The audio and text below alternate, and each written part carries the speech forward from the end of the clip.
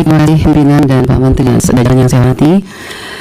Pertama-tama kita semua mengakui bahwa ada kekurangan anggaran ya 15 triliun. Tetapi kalau menurut saya mari kita koreksi diri. Kenapa ini terjadi? Jujur sama diri kita sendiri. Anggaran yang sudah diberikan begitu banyak tahun 2024 apakah sudah digunakan dengan baik atau tidak? Jangan kalau dikurangin kita sedih, tapi waktu dikasih banyak kita tidak menggunakannya dengan baik. Kenapa saya mengatakan tidak melakukannya dengan baik?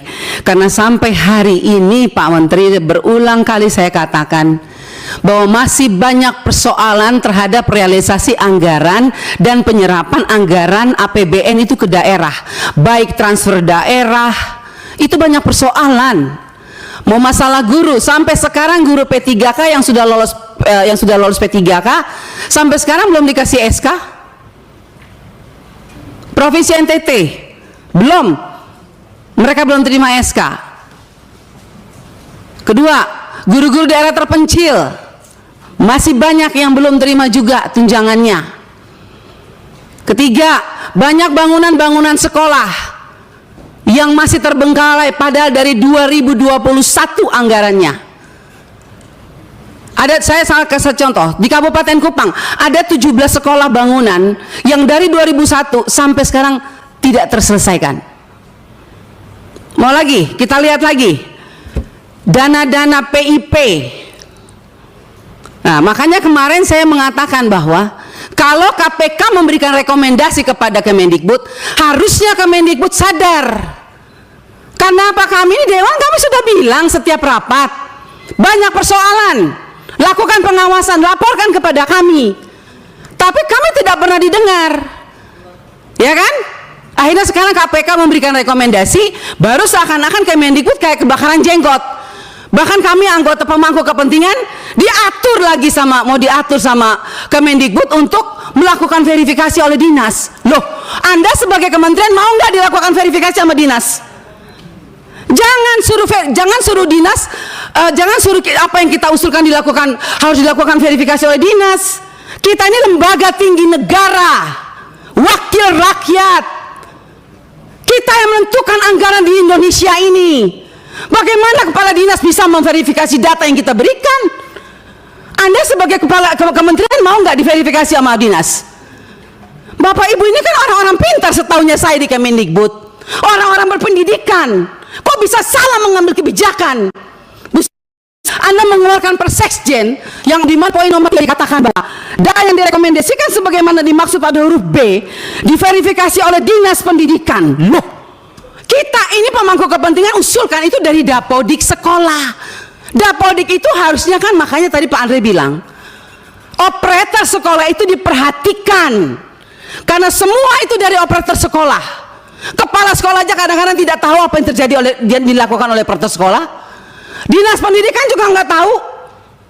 Nah, kementerian juga. Jadi kalau mau melakukan verifikasi, harusnya kementerian melakukan verifikasi terhadap dinas, dinas lakukan verifikasi terhadap kepala sekolah, hasil verifikasi itu baru diberikan kepada kami. Itu jangan dibolak-balik. Bahkan saya minta Bapak Ibu pimpinan, kita ambilkan rekomendasi kepada KPK, periksa apa ada di Kemendikbud, karena ini banyak persoalan PIP, KIP, dana BOS banyak hancur ini.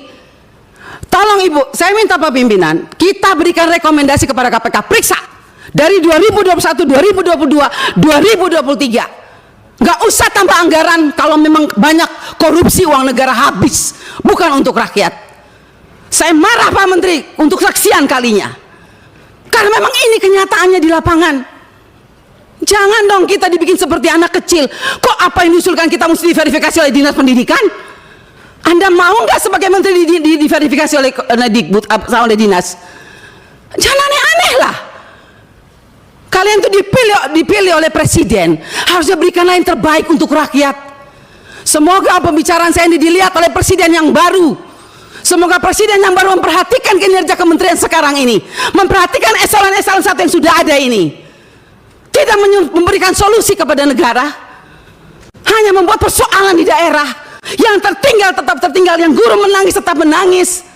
Bicara plafon digital, Mana keadilan untuk daerah 3T? Enak daerah-daerah yang sudah ada internetnya diberikan terus, tapi kita yang daerah 3T yang tidak ada internetnya dibiarkan begitu saja. Mana keadilan sosial bagi seluruh rakyat Indonesia, Pak Menteri? Saya sangat kecewa. Kita sudah mau habis masa jabatan, Anda mungkin sebentar lagi habis, atau Anda lanjut, saya tidak tahu. Tapi saya puji Tuhan, Tuhan dan rakyat masih memilih saya kembali. Dan sampai ini, apapun yang terjadi, kita yang terpilih kembali, kita akan tetap memperjuangkan keadilan dan kebenaran untuk kemajuan anak negeri kita. Bukan untuk kita anggota dewan, bukan. Jadi jangan aneh-aneh punya pikiran negatif terhadap wakil rakyat. Semua data-data yang kita pilih itu adanya di Dapodik sekolah. Perhatikan dong operator sekolah, perhatikan kepala sekolah, perhatikan dinas. Jangan hanya urus yang besar-besar triliunan, tapi begitu sampai di bawah tidak pernah diperhatikan. Omong kosong semua ini. Saya setuju KPK memberikan rekomendasi. Bila perlu kita berikan rekomendasi kepada KPK, periksa Kemendikbud. Biar kita lihat siapa yang bobrok, siapa yang mencintai negeri ini sebetulnya. Wakil rakyat kah? Atau mereka? Jangan begitu dong. Bikin Presiden memalukan, Bu Sekjen. Ya iyalah, Anda jangan senyum. Anda membuat Presiden, tidak pikir, masa kita diverifikasi oleh dinas? Mending kalau kepala dinasnya bersih. Kalau kepala dinasnya justru yang mencuri uang PIP, bagaimana Ibu? Saya mau tanya sekarang, jawab. Apa Anda pikir semua kepala dinas bersih? Oh tidak. Mari kita buktikan. Mau? Kita turun, kita buktikan. Kita tanya jangan sama kepala dinas, tanya sama penerima PIP. Itu baru bisa dapat jawabannya. Kalau Anda hanya turun-turun hanya di dinas, semua jawabannya bagus. Tapi coba turun ke rakyat, turun ke penerima orang tua. Kalau nggak lihat itu orang tua punya air mata. Omong kosong.